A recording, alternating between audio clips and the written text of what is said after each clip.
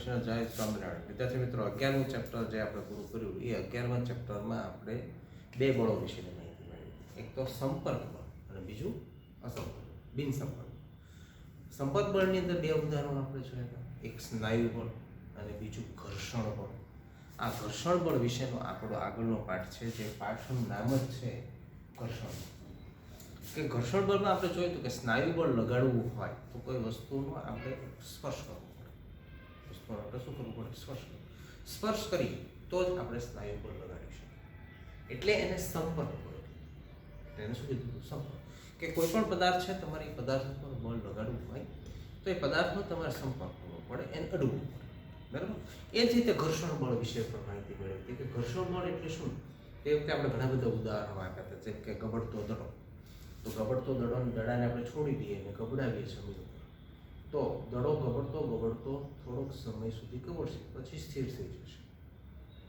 તો આવું શું કામ થાય? પછી બીજું ઉદાહરણ જોયું કે તમે સાયકલ ચલાવો છો.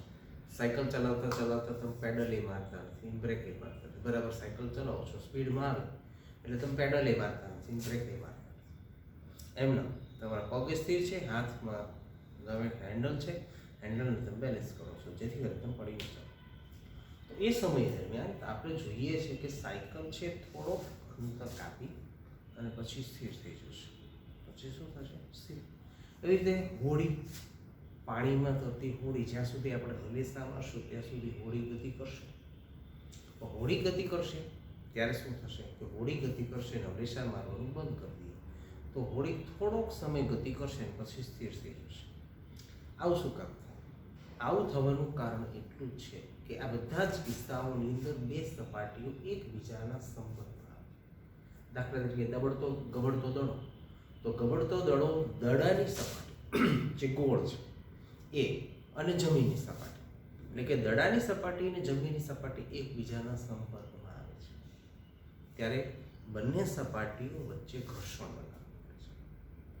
એ જ રીતે સાયકલ ચલાવીએ છીએ, પેડલ મારતા નથી, બ્રેક મારતા નથી, ત્યારે સાયકલનું વ્હીલ જે ગોળ ફરતું જમીન ઉપર ફરે છે, એ સાયકલના વ્હીલની સપાટી અને જમીનની સપાટી એ બંને એકબીજાના સંપર્કમાં આવે છે. પરિણામે બંને એકબીજાના સંપર્કમાં આવે ત્યારે બંને વચ્ચે ઘર્ષણ લાગવું પડે છે. ટૂંકમાં ઘર્ષણ એટલે ઘસાવો. બંને સપાટી એકબીજા ઉપર ઘસાય છે. પછી સપાટી શું થાય છે? એકબીજા ઉપર ઘસાય છે. પરિણામે એકબીજાની જે બળની અસર છે, એકબીજાની બળની અસર એકબીજા ઉપર વિરુદ્ધ દિશામાં લગાડે અને પરિણામે ત્યાં એની ગતિ ધીરે ધીરે ધીમી થઈ જાય, ઓછી થઈ જાય. પાણી પર હોડી ચલાવીએ છીએ, હલેસા મારીએ છીએ, હલેસા મારવાનું બંધ કરી દઈએ તો હોડી તો આપણને ખબર છે પાણી પર જ છે, તો પાણીની પૂરેપૂરી સપાટી હોડીના તળિયા ભાગ સાથે સંપર્ક છે, તો ત્યાં બંને સપાટી એકબીજા સાથે ઘસાય છે. સપાટી એકબીજા સાથે ઘસાય છે અને બંને સપાટી એકબીજાની વિરુદ્ધની દિશામાં બળ લગાડે છે. બંને સપાટી એકબીજાની વિરુદ્ધની દિશામાં બળ લગાડે, પરિણામે ત્યાં બંને સપાટીઓની એકબીજાની વિરુદ્ધની દિશામાં લાગતા બળને કારણે પદાર્થની ગતિનો વેગ છે એ ઘટે છે. પરિણામે શું થાય? પદાર્થની ગતિનો વેગ ઘટે છે. એટલે અહીંયા જમીન ઉપર ગબડતો દડો, વાહનની બ્રેક, પછી હોડી, આ બધા ઉદાહરણો જોઈએ કે જ્યાં બંને સપાટી એકબીજાના સંપર્કમાં આવે છે. પણ ઘણી વખત આપણે જોઈએ છીએ કે કેળાની છાલ ઉપર પગ પડી ગયો હોય તો લપસી જવાય છે. શું કામ? તો કે કેળાની છાલ છે એ લીસી છે. કેવી છે? લીસી. અને જેવો તમારો કેળાની છાલ ઉપર પગ પડ્યો અથવા તો બીજા કોઈનો પગ પડ્યો હોય તો જમીન વચ્ચેનું જે ઘર્ષણ છે, જમીન અને પગ વચ્ચેનું ઘર્ષણ છે એ નાબૂદ થઈ જાય છે. પણ અમે ત્યાં આપણે લપસી છીએ.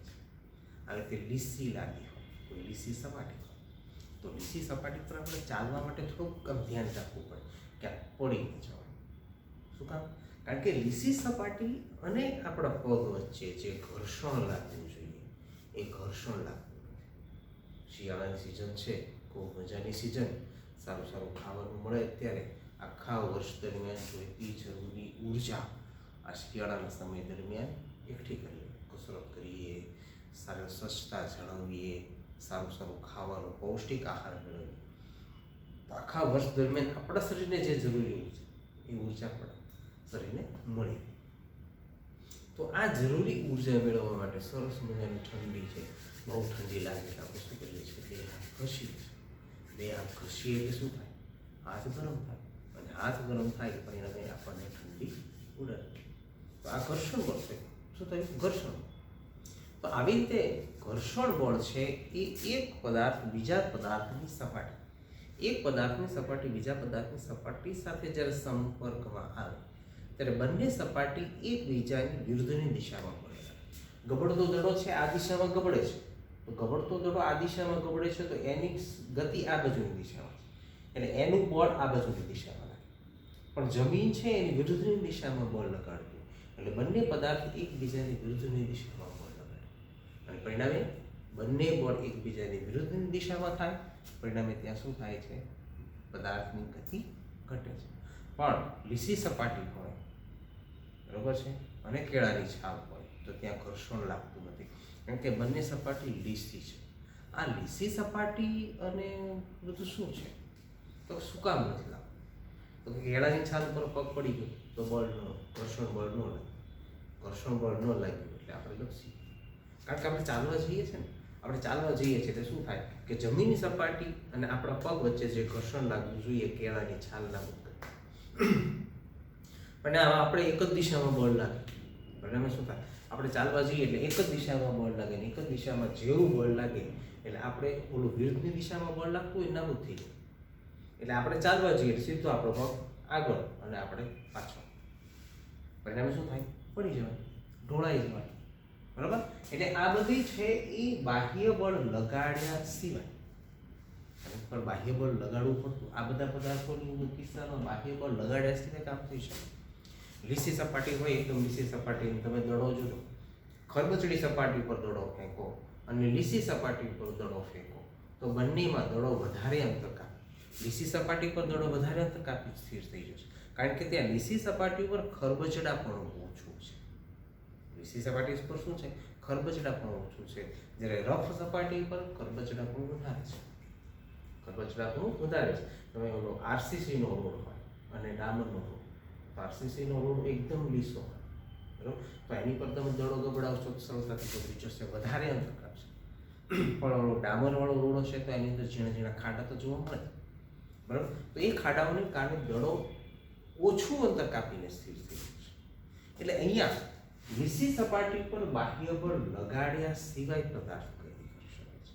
કોઈ પણ પદાર્થનું ઘર્ષણ બળ ત્યાં લાગતું નથી. હવે આ ઘર્ષણ બળ ઉપર અસર કરતા પરિબળો કયા? આ ઘર્ષણ બળ લાગે છે શું કામ?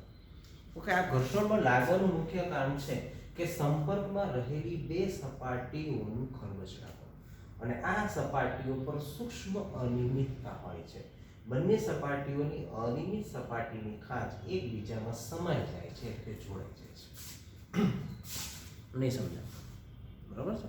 હું ખાલી એમનો વાંચી ગયો પણ મારે તમને સમજાવવાનું છે કે સંપર્કમાં રહેલી બે સપાટીઓનું ખરબચડાપણું એટલે શું? તો કે સંપર્કમાં રહેલી બે સપાટીઓનું ખરબચડાપણું એટલે તમે જોશો કે કોઈ પણ સપાટી હોય તો કોઈ પણ સપાટી ઉપર એની પર ખાડા હશે. એની પર શું હશે? ખાડા. બરાબર. એક સરસ ઉદાહરણ તમને આપું. સાયકલના ટાયરની ડિઝાઇન તમે જુઓ કે સાયકલના ટાયરની ડિઝાઇન ખાંચાવાળી હશે. શું હોય?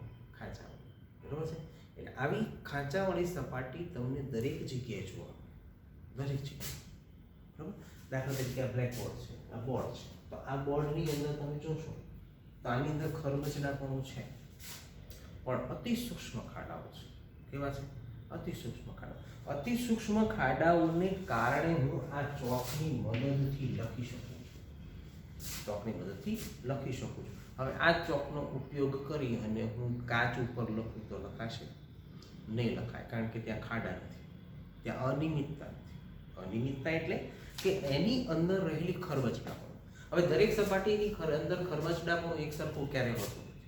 ક્યાંક વધારે હોય, ક્યાંક ઓછું હોય, ક્યાંક વધારે હોય. બરાબર. તમને કીધું કે ડામરના રોડ ઉપર દડો ગબડાવો તો દડો વધારે અંતર કાપી થઈ જશે, કારણ કે ત્યાં ખરબચડાપણું ઓછું છે ખરું, પણ કોની સરખામણીમાં ઓછું? તો ક્યારે આરસીસીના રોડ ઉપર વધારે ગબડશે, ડામરના રોડ ઉપર ઓછું ગબડશે, કારણ કે ડામરના રોડ ઉપરની ખરબચડી સપાટી વધારે છે, જ્યારે આરસીસી રોડ પર ઓછી છે. એટલે કે આ ખરબચડાપણું છે સંપર્કમાં રહેલી બે સપાટીઓનું ખરબચડાપણું. દડો જ્યારે ગબડાવો છો ત્યારે જમીનનો ખરબચડાપણું વધારે છે, દડાનું ખરબચડાપણું ઓછું છે, બરાબર. હવે એ જ દડાને તમે લીસી સપાટી ઉપર દોડાવો ગબડાવો તો શું થાય? કારણ કે ત્યાં લીસી સપાટી પર ખરબચડાપણું ઓછું છે, પણ હવે દડો વધારે અંતર કાપીને સ્થિર થઈ જશે. શું થાય? વધારે અંતર કાપીને સ્થિર થઈ જશે. તો આવી રીતે આવા ઘણા બધા અનેક ઉદાહરણો આપણે જોઈએ છે. સાયકલ છે તો સાયકલને તમે લીસી સપાટી પર આરસીસીના રોડ ઉપર વધારે સરળતાથી ચલાવી શકો, કારણ કે તમારે બળ ઓછું લગાડવું પડે. શું કરવું પડે? બળ ઓછું લગાડવું પડે. જ્યારે રફ રસ્તા ઉપર અથવા તો રેતીવાળા રસ્તા ઉપર ચાલવા તમે સાયકલ ચલાવવા જાઓ તો રેતીવાળા રસ્તા પર બળ વધારે લગાડવું પડે, કારણ કે રેતીવાળા રસ્તા પર ખરબચડાપણું વધારે છે. એટલે આ જે ખરબચડાપણું વધારે છે એ ખરબચડાપણાની સૂક્ષ્મ સપાટીઓ એક સપાટીના ખરબચડાપણા એટલે કે એક સપાટીના અનિયમિત ખાડાઓ એ બીજી સપાટીના અનિયમિત ખાડાઓ સાથે જોઈન્ટ થઈ જાય, એકબીજામાં સમાય છે, બરાબર. એકબીજામાં શું થાય? સમાય. અને એકબીજામાં સમાઈ જાય પરિણામે એ ખાડાઓને એકબીજામાંથી છૂટા કરવા માટે આપણે બળ લગાડવું પડે. એક ખાડાને બીજા ખાડામાંથી છૂટા કરવા માટે એને બળ લગાડવું પડે, અને આ બળ વધારે લગાડવું પડે પરિણામે એની ગતિમાં શું થાય? ઘટાડો. તમને એમ થાય કે આવું કેમ થતું છે? પણ એક અનિયમિત ખાડાઓ છે.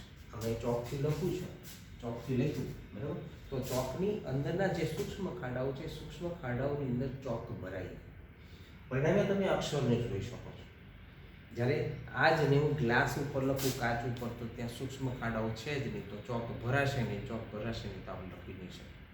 તમે સાયકલ ચલાવો છો તો સાયકલના ટાયર ઉપરના સૂક્ષ્મ ખાડાઓ છે, આ સૂક્ષ્મ ખાડાઓ રોડના સૂક્ષ્મ ખાડાઓ સાથે બંધ બેસતા આવી છે. બંધ બેસતા આવી જાય એટલે ખાડાની સપાટીમાં એક અનિયમિતતા બીજી અનિયમિતતામાં સમાય છે.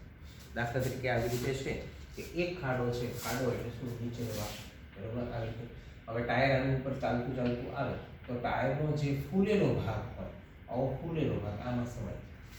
આમાં સમાય છે એટલે આને બે જોઈન્ટ થઈ ગયા. બે જોઈન્ટ ઉખાડવા માટે આપણે શું કરવું પડે? બળ લગાડવું પડે. આવું સૂક્ષ્મ થતું હોય ઘણું બધું, બરાબર. તો એ ટાયરની સપાટી તો કેટલી પડે, તો એની ઉપર જમીનના ખાડા ઉપર કેટલા અસંખ્ય છે. તેમાંથી ખાડામાંથી એ સપાટીને ઉખાડવા માટે આપણે બળ લગાડવું પડે છે. એટલે આ સૂક્ષ્મ ખાડાઓની અનિયમિતતા છે, એ અનિયમિતતાની ખાંચો એક ખાંચ બીજા ખાંચમાં આવી જાય, જે આપણે જોઈ શકતા નથી. એક ખાંચ બીજી ખાંચમાં આવી જાય છે અને પરિણામે ત્યાં આપણે બંને ખાંચો એકબીજા સાથે જોડાય છે. આ બંને ખાંચો એકબીજા સાથે જોડાઈ જાય પરિણામે એક સપાટી પર પદાર્થને ગતિ કરવા માટે જોડાણ વિરુદ્ધ કાર્ય કરવું. આ એક ખાડો છે, બીજા ખાડામાં સમાઈ ગયો. એક સપાટીનો ખાડો, બીજી સપાટીનો ટેકો, બરાબર, ઉપસેલો ભાગ એકબીજામાં સમાઈ ગયો એટલે જોડાણ થઈ ગયું. આ જોડાણને ઉખાડવા માટે એની વિરુદ્ધ કાર્ય કરવું પડે, અને એની વિરુદ્ધ કાર્ય કરવું પડે પરિણામે શું થાય? બળ લગાડવું. પરિણામે શું થાય?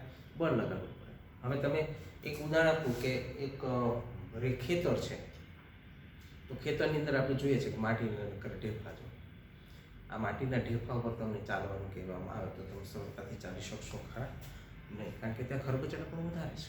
તો તમારે શું કરવું? થોડુંક અંતર ચાલશો એટલે થાકી જશો, બરાબર. થોડુંક અંતર ચાલશો એટલે થાકી જશો. પણ તમને એમ કીધું કે હવે આ રોડ છે, લીસો આવે છે, તમને વાંધો નહીં આવતા, આપણે કેટલું અંતર કાપી જવાનું, સરળતાથી ચાલી શકીએ. કારણ કે અનિયમિતતા ખેતરમાં વધારે છે, ખાડાઓની અનિયમિતતા ખેતરમાં વધારે છે, જ્યારે રોડ ઉપર એની અનિયમિતતા ઓછી છે. પરિણામે આપણા પગ છે એ કે ચપ્પલ છે, એ ચપ્પલ એક ગોલામાં ખેતરની અંદર એની અનિયમિતતા વધારે હોવાને કારણે ચપ્પલ સીધું ત્યાં વધારે બળ લગાડવું પડે, વધારે તાકાત લગાડવું પડે એનું ઉખાડવા. કારણ કે બંને સપાટીઓના જોડાણ વિરુદ્ધ કાર્ય કરવાનું છે, બરાબર. જ્યારે રોડ ઉપર ઓછું જોડાણ થશે, જોડાણ ઓછું થશે એટલે બળ ઓછું લગાડવું પડશે. તમે રાત્રિના સમયમાં અથવા તો હાઈવે પર તમે જ્યારે ટ્રક ચાલતી હોય ત્યારે ટ્રક છે, ટ્રકના વ્હીલના અવાજ આવતા હોય, બરાબર. જોજો કે ટ્રક ચાલતી હોય ત્યારે ટ્રકના વ્હીલ છે, ટાયર છે, એ વધારે વજનને કારણે એ જમીન સાથે ચોંટી જાય, અને જ્યારે જમીન સાથે ચોંટી જાય ત્યારે એને ઉખાડવા માટે જે ટ્રક આગળ જતી હોય ત્યારે એ ઉખાડવાનો જે અવાજ આવે છે ને, એ અવાજ તમે સાંભળવાનો પ્રયત્ન કરજો, ખૂબ જ અવાજ આવશે. એમાં રાત્રિના સમયમાં તો આ અવાજ ખૂબ જ વધારે, બરાબર. એટલે જેમ ખરબચડાપણી સપાટી એની અનિયમિતતા વધારે, તેમ એની પર લગાડવું પડતું બળ વધારે. પરિણામે રફ રસ્તા ઉપર ચાલવું આપણને અઘરું પડે છે, કારણ કે આપણે બળ વધારે લગાડવું પડે છે. આ તો સાદું ઉદાહરણ છે, બરાબર. આવા ઘણા બધા ઉદાહરણો છે. રફ રસ્તા ઉપર તમે સાયકલ ચલાવવાનો પણ પ્રયત્ન કરશો તમારે વધારે બળ લગાડવું પડશે, પણ સારા રસ્તા ઉપર તમે સાયકલ ચલાવશો તો ઓછું બળ લગાડવું પડશે, કારણ કે અનિયમિતતા ઓછી છે. એટલે કે જ્યાં અનિયમિતતા વધારે ત્યાં અનિયમિત સપાટીઓ વચ્ચેનું જોડાણ વધારે, અને આ જોડાણ વધારે પરિણામે એ ઘર્ષણ બળ વિરુદ્ધ આપણે કાર્ય કરવું પડે, પરિણામે ત્યાં બળ વધારે લગાડવું પડે, પરિણામે અનિયમિત સપાટી ઉપર કે રફ રસ્તા ઉપર આપણે સરળતાથી ચાલી શકતા નથી જેટલા સારા રસ્તા ઉપર ચાલી શકીએ છીએ. એ જ રીતે સપાટીની અનિયમિતતા ઓછી હોય તો એક સપાટી બીજી સપાટી સાથેનું જોડાણ પણ ઓછું હોય, અને જોડાણ ઓછું હોય પરિણામે એની પર લગાડવું પડતું બળ ઓછું, પરિણામે સરળ રસ્તા હોય રોડ ઉપર આપણે સરળતાથી ગાડી ચલાવી શકીએ છીએ, જ્યારે રફ રસ્તા ઉપર ગાડી ચલાવવામાં આપણને થોડું બળ વધારે લગાડવું પડે છે. એટલે સપાટીઓની અનિયમિતતા એ ઘર્ષણ બળ વધારે છે, બરાબર. એટલે સપાટીની અનિયમિતતા વધારે હોય તો ઘર્ષણ બળ વધારે લાગુ પડે, અને સપાટીની અનિયમિતતા ઓછી હોય તો ઘર્ષણ બળ ઓછું લાગે. હવે એનું એક સરસ મજાનું ઉદાહરણ આપ્યું છે કે કોઈ ચટાઈ પાથરેલી છે, આ ચટાઈ પાથરેલી છે, એની પર કોઈ વ્યક્તિ બેઠું છે. બેઠું હોય ત્યારે અને ન બેઠું હોય ત્યારે આપણે ચટાઈ ખેંચવાનો પ્રયત્ન કરશું, કે જ્યારે કોઈ વ્યક્તિ ચટાઈ પર બેઠી ન હોય, ચટાઈ આપણે ખેંચીએ તો સરળતાથી ખેંચી લેવાય. શું કામ? સરળતાથી એટલા માટે ખેંચી લેવાય કે ચટાઈની સપાટી અને જમીનની સપાટી વચ્ચેનું ઘર્ષણ બળ લાગતું નથી, બરાબર. હવે કોઈ વ્યક્તિ બેઠી છે અને આપણે ચટાઈ ખેંચવાનો પ્રયત્ન કરીએ તો ચટાઈ ખેંચવા માટે વધારે બળ લગાડવું પડશે, કારણ કે વ્યક્તિના વજનને કારણે ચટાઈની સપાટી છે એ જમીનની સપાટીની અનિયમિતતા સાથે જોડાઈ ગઈ, અને એ જોડાઈ ગઈ પરિણામે શું થયું? આપણે વધારે બળ લગાડવું પડે, બરાબર. એને ખેંચવી પડે, કારણ કે વજનને કારણે ચટાઈની અનિયમિત સપાટીઓ જમીનની અનિયમિત સપાટીઓ સાથે જોડાઈ ગઈ, એ જોડાણ થઈ ગયું, અને એ જોડાણ વિરુદ્ધ કાર્ય કરવા માટે આપણે વધારે બળ લગાડવું પડે. એટલે કે જ્યારે વ્યક્તિ બેઠી છે ત્યારે એ સ્થિર અવસ્થામાં છે, અને સ્થિર અવસ્થામાં એટલે કે ચટાઈ પણ સ્થિર અવસ્થામાં છે, તો ચટાઈને સ્થિર અવસ્થામાંથી ગતિમાન અવસ્થામાં લાવવા માટે જે ઘર્ષણ બળ લાગે છે એ ઘર્ષણ બળને સ્થિત ઘર્ષણ બળ તરીકે ઓળખવામાં આવે છે. કેવું છે? સ્થિત છે, સ્થિર છે. એટલે સ્થિર અવસ્થામાંથી ગતિમાન અવસ્થામાં લાવવા માટે જે ઘર્ષણ બળ વિરુદ્ધ કાર્ય કરવું પડે, સ્થિર અવસ્થામાંથી ગતિમાન અવસ્થામાં લાવવા માટે જે ઘર્ષણ બળ વિરુદ્ધ કાર્ય કરવું પડે એવા ઘર્ષણ બળને સ્થિત ઘર્ષણ બળ તરીકે ઓળખવામાં આવે છે. અને કોઈ પદાર્થ ગતિમાં છે ને એ ગતિમાં એને ચાલુ રાખવો છે, બરાબર. તમે સાયકલ ચલાવો છો ને એ સાયકલ તમારે ચલાવી છે, તો એ ચલાવવા માટે ઘર્ષણ બળ તમારે ઘર્ષણ બળ વિરુદ્ધ કાર્ય કરવું જ પડશે, અને ઘર્ષણ બળ વિરુદ્ધ કાર્ય કરવા માટે તમે શું કરશો? પેડલ મારશો. તો એ પેડલ જ્યારે મારશો ત્યારે એ પણ ઘર્ષણ બળ વિરુદ્ધ જ તમે કાર્ય કરો. તો એ ઘર્ષણ બળને દૂર કરવા માટે તમે કાર્ય કરો છો, ત્યારે લગાડવું પડતું બળ છે એ ઓછું હોય છે. અને આવે કોઈ પણ પદાર્થની ગતિમાન અવસ્થા છે અને એ ગતિમાન અવસ્થામાં રહેલા ઘર્ષણ બળ વિરુદ્ધ કાર્ય કરવા માટે જે બળ લગાડવું પડે છે એને સરકતું ઘર્ષણ બળ તરીકે ઓળખવામાં આવે છે. શા માટે? સરકતું ઘર્ષણ બળ તરીકે ઓળખવામાં આવે છે. સરકતું ઘર્ષણ બળ છે સ્થિત ઘર્ષણ બળની સરખામણીમાં હંમેશા ઓછું હોય છે. શું કામ? તો કે સ્થિત ઘર્ષણ બળ એટલે શું? સ્થિર અવસ્થામાંથી ગતિમાન અવસ્થામાં લાવવા માટે ત્યારે બંને સપાટીઓ એકબીજા સાથે જોડાઈ ગઈ હોય, ચુસ્ત રીતે જોડાઈ ગઈ હોય, એની વિરુદ્ધ કાર્ય કરવાનું છે એટલે બળ વધારે લગાડવું પડે. જ્યારે સરકતું ઘર્ષણ બળ એટલે કોઈ પદાર્થ ગતિ કરી રહ્યો છે અને એ ગતિ કરી રહ્યો છે ત્યારે એક સપાટી બીજા સપાટીના સંપર્કમાં આવે એ પહેલા એની પર બળ લગાડી દેવામાં આવે છે. ઓલું બેઠા જ છે એટલે બંને સપાટી એકબીજાના સંપર્કમાં છે, જોડાણ મજબૂત છે, કસોકસ છે, પણ અમે બળ વધારે લગાડવું પડે. પણ જેવી એક સપાટી બીજી સપાટીના સંપર્કમાં આવે ને જોડાણ થાય એ પહેલાં તો બળ લાગી ગયું હોય, પણ અમે બંને એકબીજા સાથે ચોંટવાનો પ્રયત્ન પૂરેપૂરો થઈ શકે નહીં, એટલે એ વખતે લગાડવું પડતું બળ છે એ ઓછું છે. એટલે હંમેશા સરકતું ઘર્ષણ બળ છે એ સ્થિત ઘર્ષણ બળની સરખામણીમાં હંમેશા કેવું લાગે છે? ઓછું લાગે છે. બરાબર છે વિદ્યાર્થી મિત્રો? તો ઘર્ષણ બળ વિશે તમને સારી રીતે સમજાઈ ગયું હશે કે ઘર્ષણ બળ એટલે શું, કેવી રીતે લાગે. તો ઘર્ષણ બળ હંમેશા સંપર્કમાં આવતી બે સપાટીઓના ખરબચડા પણ લાગે છે, બરાબર. આ ઘર્ષણ બળના ઘણા બધા ફાયદા પણ છે અને ગેરફાયદા પણ છે, જેના વિશે આપણે આ ટોપિકની અંદર આ ચેપ્ટરની અંદર આગળના ટોપિકમાં માહિતી મેળવશું. તમને એક બોક્સ છે, બોક્સ ઉપર ધક્કો મારવો કહેવામાં આવે તો તમે ધક્કો મારશો, કારણ કે બોક્સની સપાટી વજનદાર છે. વજનદાર સપાટી એકબીજાના સંપર્કમાં આવે ત્યારે એ ચોંટી ગયેલી હોય, બરાબર, તો વધારે બળ લગાડવું.